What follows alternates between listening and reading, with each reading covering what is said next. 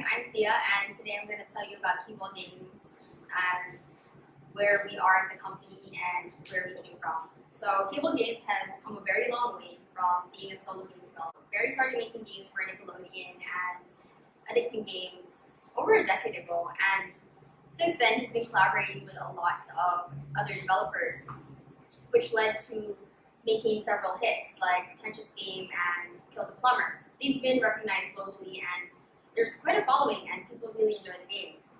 After the PC hits, mobile game development was the next leap that Keybol Games took. Tower Fortress was the game that we launched on mobile, and it has been featured on the App Store and has over 3 million downloads and have players up to this day. It's been almost 2 years since our last game was released, but that doesn't mean we haven't been working on a lot of things in the background.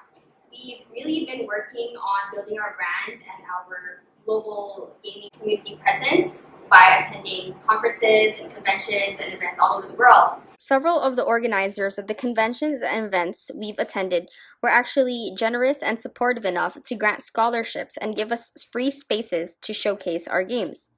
If it weren't for these organizers, we wouldn't have been able to achieve what we have, and for that we're very grateful.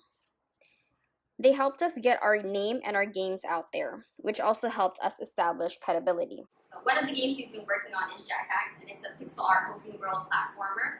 And the heroine, her name is actually Jack, is trying to solve the mystery of where all the men went. And back in those days, women weren't allowed to carry a weapon. So the game is a mix of Norse Filipino cultures. On the Norse side of it, the Viking women back in that day couldn't carry weapons. So in our game, Jack has an axe and she's trying to save the world with the weapon that she's holding. On the Filipino side of it, the artwork in the game is inspired by the provinces in the Philippines like Cordillera region, Porac, and Siquijor. In the game, Jack has an axe, and what makes this game different is that instead of the usual walk, run, jump combination that you do in platform games, you yield an axe. And what that axe does is it helps you get around the world. There are some levels in the game wherein you need to find the correct angle, you need to throw it against certain objects for you to pass that level.